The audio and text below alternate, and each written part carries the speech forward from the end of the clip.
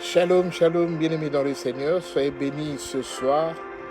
Nous sommes dans la joie de nous retrouver encore une fois de plus ce vendredi ensoleillé, ce vendredi 17, avril 2025. Jésus-Christ est Seigneur, il est le Tout-Puissant. Non, le vendredi 18, excusez-moi, 18 avril 2025.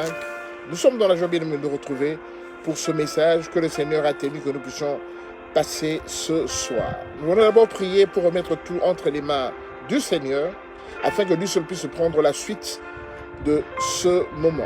Père, nous bénissons ton nom et te rendons gloire et grâce, parce que tu es le Dieu Tout-Puissant. Merci pour ta présence au milieu de nous. Merci parce que ton nom est élevé au-dessus de toute puissance, Père. Nous t'élevons en dignité, en puissance, parce que tu nous as gardés, protégés. Tu nous as donné le souffle de vie ce jour, et tu as permis que nous puissions être comptés parmi les vivants. Manifeste-toi, Père, du début jusqu'à la fin de ce live, afin que ton nom soit loué, Seigneur. Qu'une personne puisse encore sentir ta présence dans son cœur, et que toute personne, Seigneur, puisse trouver solution à son problème. Nous te bénissons pour ton amour, pour cette grâce particulière. C'est par le nom de Jésus-Christ que nous t'avons ainsi prié, et nous disons Amen. Amen, amen, amen, bien-aimés dans le Seigneur. Soyez bénis ce soir, soyez bénis ce vendredi 18 avril, parce que le Seigneur a un message pour toi. Il est écrit dans le livre de Luc, chapitre 24, du verset 1er jusqu'au verset 7, il est écrit exactement ceci. Le premier jour de la semaine, elles se rendirent au sépulcre de grand matin,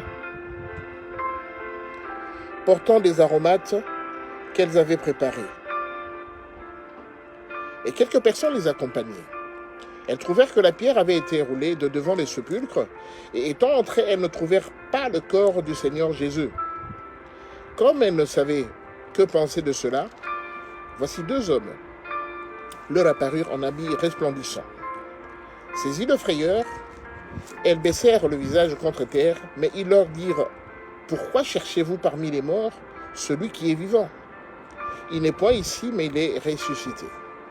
Souvenez-vous de quelle manière il vous a parlé lorsqu'il était encore à Galilée, et qu'il disait « Il faut que le Fils de l'homme soit livré entre les mains des pécheurs, qu'il soit crucifié et qu'il ressuscite le troisième jour, parole du Seigneur. » Nous bénissons le Seigneur pour cette merveilleuse parole pascale qu'il nous a donnée ce jour, parce que vous comprenez que nous sommes dans les préparatifs de la fête pascale, la fête de la résurrection, la fête de Pâques veut dire c'est la mort de Jésus-Christ et sa résurrection. La fête de Pâques qui est différente de la fête de Pâques. La fête de Pâques sans S, qui est la Pâques des Juifs, qui symbolise le passage de la mer Rouge de l'Égypte vers la terre promise, vers le désert. Le passage de la traversée de la mer Rouge, ils appellent ça Pessah. C'est différent de ce que nous fêtons aujourd'hui.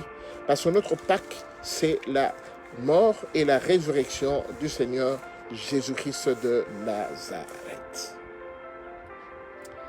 Bien-aimés, il faut que ce message puisse nous parler. Nous devons saisir ce message vraiment avec un cœur réceptif, un cœur qui est prêt à recevoir de nouvelles choses. Il est écrit dans le verset 5 de ce passage que nous avons lu, elles baissèrent le visage contre terre, mais ils leur dirent « Pourquoi cherchez-vous parmi les morts celui qui est vivant ?» Bien-aimés, toute notre vie, nous gambadons par-ci, par-là. Nous allons dans tel endroit, nous changeons de milieu, nous changeons d'endroit, parce que nous trouvons que nous ne sommes pas à l'aise là où nous sommes casernés. Nous ne sommes pas à l'aise là où nous fréquentons. Et nous cherchons toujours un moyen pour essayer de trouver un endroit propice qui nous permettrait de pouvoir évoluer à l'aise. Que ce soit dans le Seigneur ou bien que ce soit dans le monde. Mais nous ne trouvons pas. C'est pourquoi l'homme est tout le temps nomade. L'homme est nomade parce qu'il passe d'un endroit à un autre. Et quand il trouve qu'il n'y a plus de sécurité, il n'y a plus d'aisance dans l'endroit où il se trouve, il cherche à partir dans un autre endroit. Mais nous sommes les enfants du Seigneur. La Bible déclare dans le livre de Jean, chapitre 1, du verset 10 au verset 12, la Bible dit à ceux qui l'ont reçu, à ceux qui croient en son nom, elle leur a été donné le pouvoir de devenir enfants de Dieu, lesquels sont les noms du sang, ni de la chair, ni de la volonté de l'homme, mais de Dieu. Mon frère et ma soeur, moi et toi, nous sommes appelés enfants de Dieu. Parce que nous avons quitté le monde des considérations. Nous avons quitté le monde de pouvoir. Nous avons quitté le monde où nous voulons exercer notre nom. Mais nous nous sommes humiliés. Et Jésus nous a débarrassés des liens de sang, des liens de la chair, des liens de la pauvreté. Nous sommes appelés aujourd'hui enfants de Dieu. Mon frère, ma soeur, tu es enfant de Dieu. Tu connais le principe de Jésus-Christ de Nazareth. Tu connais la plupart des enseignements que le Seigneur nous a donnés. Mais pendant que tu n'évolues pas, pendant que tu es cloué quelque part, pendant que ta situation n'avance pas, pendant que ta maladie perdure toujours des années et des années, tu quittes l'endroit où se trouve le Fils de l'homme. Tu quittes l'endroit où il est vivant en pleine action. Et tu veux te rendre dans l'endroit, à un endroit des morts où il y a plus de vie. Bien aimé, c'est l'erreur que nous commettons tout le temps. Tu quittes là où il y a la vie et tu vas dans un endroit où il n'y a pas de vie. C'est pourquoi, bien aimé, les anges ont dit à ces femmes qui sont venues rechercher le maître, le maestro, le lendemain, le troisième jour, très tôt le matin. Les anges leur ont dit, pourquoi cherchez-vous parmi les morts? Aïe, aïe, aïe, aïe, aïe. Pourquoi vous allez parmi les morts? Recherchez celui qui est vivant. Mon frère, ma soeur, pourquoi tu continues à fréquenter, tu continues à assister dans des endroits où le Christ n'est pas présent? Pourquoi tu vas chercher celui qui est vivant, mais tu vas le chercher parmi les morts, mais tu ne le trouveras pas? Bien aimé, longtemps je suis parti en Israël. Je crois que j'ai fait plus de 7 ou 8 voyages en Israël. Parce que je faisais partie d'un groupe des gens qui se réunissaient, 150 nations, qui nous réunissions toutes les années en Israël, pendant 2 semaines. On avait des enseignements, on faisait des voyages, on faisait des séjours, des périples. On voyageait tout Israël. C'était vraiment un programme bien établi et ça continue jusqu'à aujourd'hui. Mais bien aimé, quand nous allions dans des sites propices, quand on allait par exemple à Gethsemane, au Mont des Oliviers, là où le Seigneur était là, où on est venu l'arrêter. Quand on allait à la tombe, au jardin de la tombe, à Golgotha, quand on allait voir, bien aimé, le puits de Jacob, quand on allait, bien aimé, on a visité partout, on a été là où Moïse a été enterré, bien aimé. On a été voir la tombe de Lazare. On a été voir, bien aimé, la tombe de Lazare. On a vécu, on a parcouru plusieurs endroits, bien aimé. On a été voir là où Jésus-Christ avait réuni les disciples, où ils ont mangé ensemble, à la Messa. Bien aimé, on a vu tout. On a été voir là où Hérode avait gardé les prisonniers et tout ça. On a été, bien aimé, au bord de la Méditerranée, voir, bien aimé, les différents endroits, les différents sites bibliques.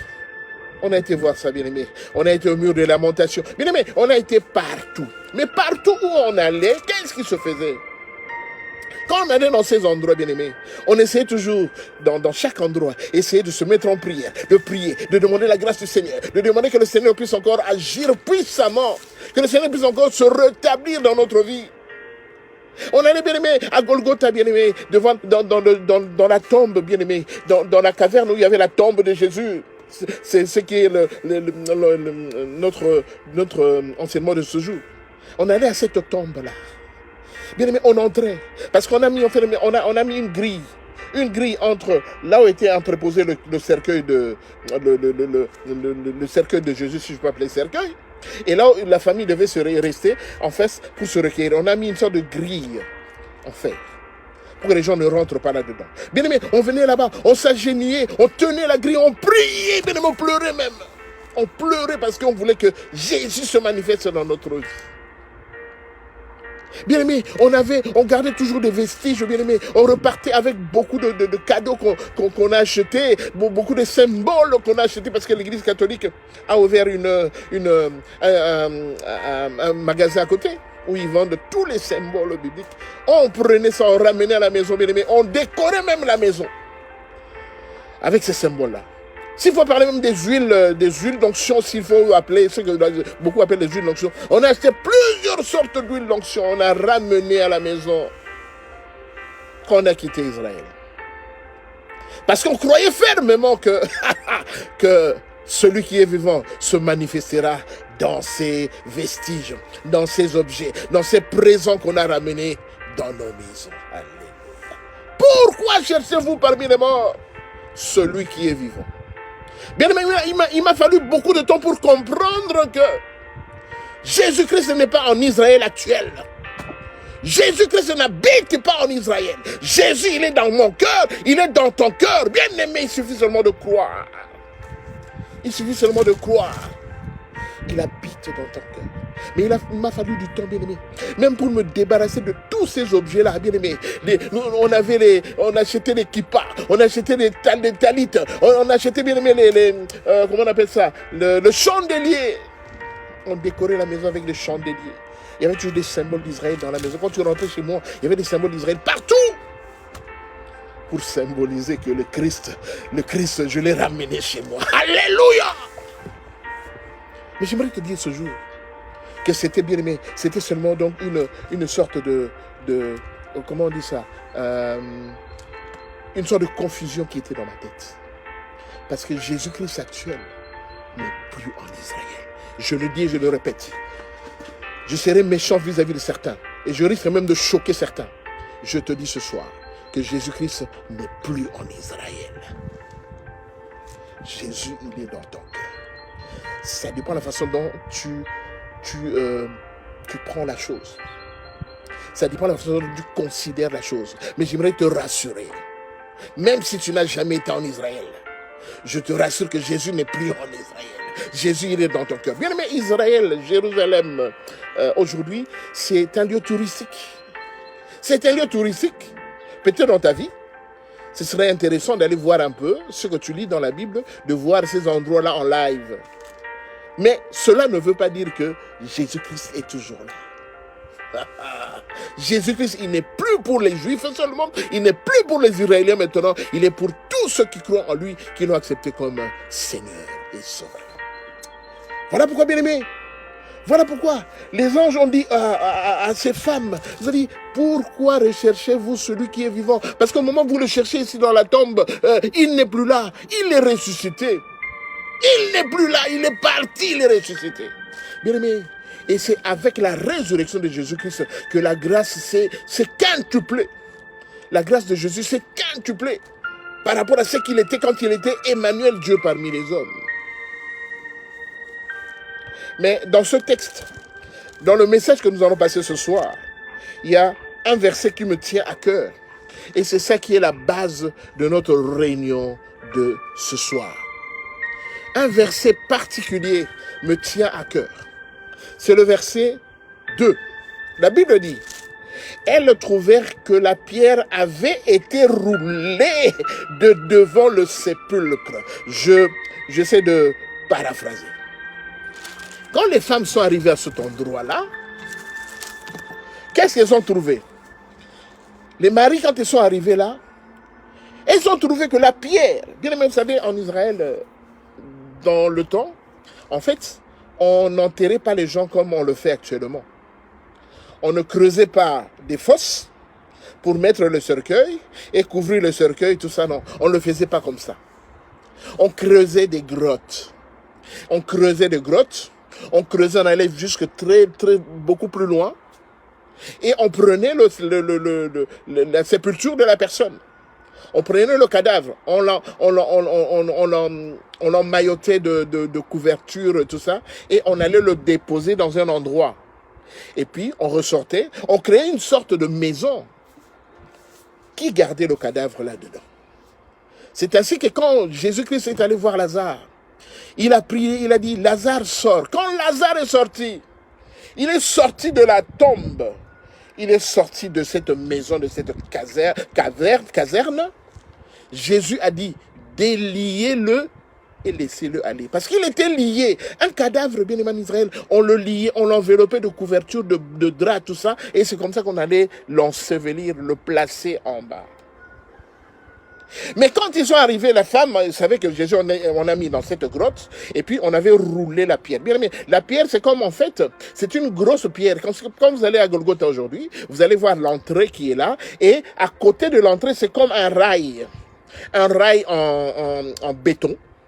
Une sorte de passage, comme une sorte de canal, oui, une sorte de canal qui est là. Parce que la pierre qui avait fermé le tombeau de Jésus, cette pierre-là maintenant, quand les femmes sont arrivées, les anges ont dit aux femmes, elles ont trouvé que cette pierre-là avait roulé sur le canal qui était à côté. Avait roulé pour que la caverne, pour que le tombeau soit ouvert. Donc bien aimé, si la pierre n'avait pas été roulée, ça aurait été impossible que le corps du Christ, qui était à l'intérieur de la caverne, puisse sortir. Alors, c'est pourquoi la Bible dit, quand elles sont arrivées, elles trouvèrent que cette pierre-là avait roulé pour permettre la résurrection, la sortie de Christ. Alors, le message que nous voulons passer ce soir, ce message est ainsi libellé. Je paraphrase. La pierre a été déplacée, le passage est resté ouvert et le Christ est sorti. Que ce soir, jusqu'à tous ces jours-ci, jusqu'au dimanche, lundi de Pâques, ma prière est que tout ce qui était fermé dans ta vie, je le dis et je le répète, tout ce qui était fermé dans ta vie, comme la pierre a roulé, le passage est laissé ouvert, le passage est libre, je déclare ce soir que tout ce qui était fermé dans ta vie puisse ressusciter au nom de Jésus. Je déclare que tout ce qui était mort dans ta famille, dans ton foyer, dans ton mariage, dans ton travail, soit ressuscité ce soir au nom de Jésus. Oui, je parle à une personne qui croit, je parle à une personne qui a compris, je parle à une personne qui a le discernement du Saint-Esprit. Je déclare que la maladie qui te ronge depuis des années, je déclare ce soir, comme la pierre a été roulée et que le Christ est ressuscité, je déclare qu'aujourd'hui, cette maladie qui te ronge depuis des années, maintenant, te libère right now au nom de Jésus.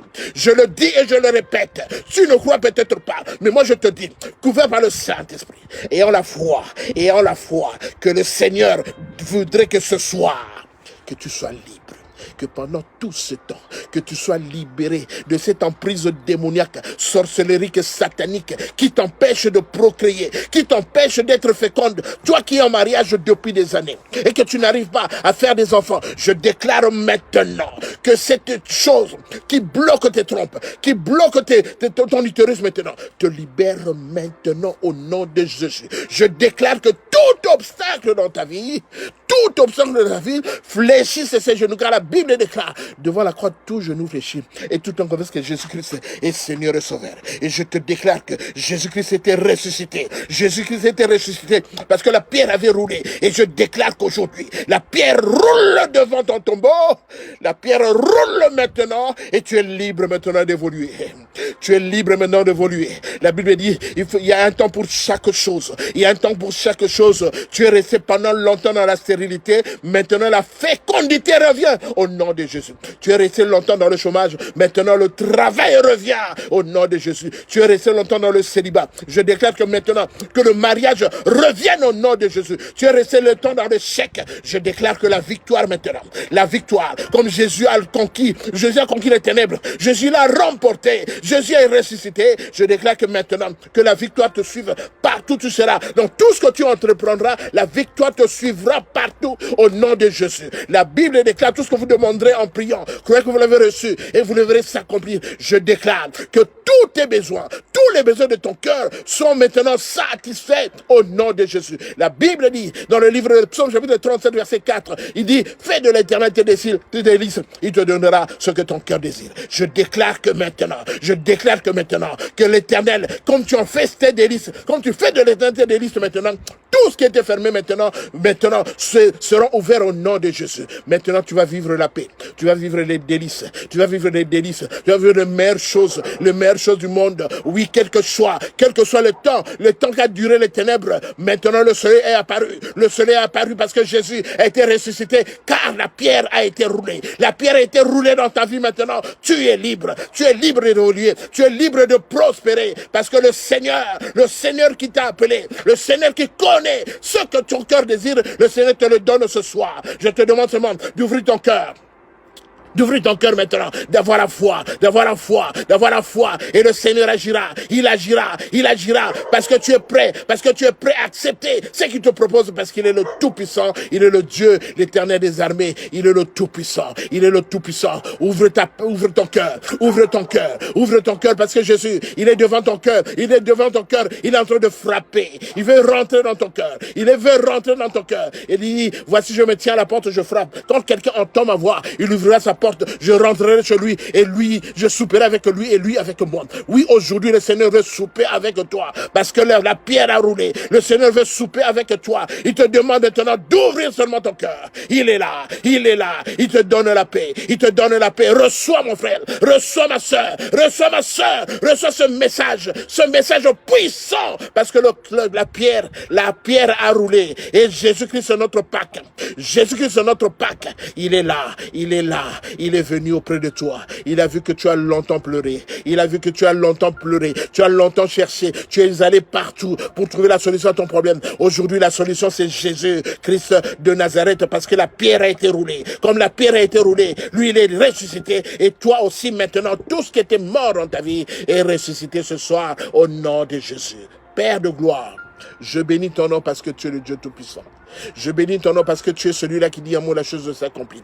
Je bénis ton nom parce que tu ne nous parles pas en vain. Je bénis ton nom parce que toi, tu es au-dessus de toute puissance, Père de gloire. Quelle que soit la puissance du mal qui s'acharne contre nous, Père de gloire. Mais je sais que ta parole est oui et amen. Ta parole libère de toutes ces emprises au nom de Jésus. Tu es le Seigneur des Seigneurs. Tu es le Tout-Puissant. Quiconque invoquera ton nom sera sauvé. Je viens invoquer le nom qui est levé de tout nom. Je viens invoquer ton nom, Seigneur, parce que tu es Dieu au-dessus de toute puissance, tu es Dieu au-dessus de toute principauté, tu es Dieu parce que tu n'as pas changé, tu es le même Seigneur. Père de gloire, manifeste-toi dans la vie de mon frère.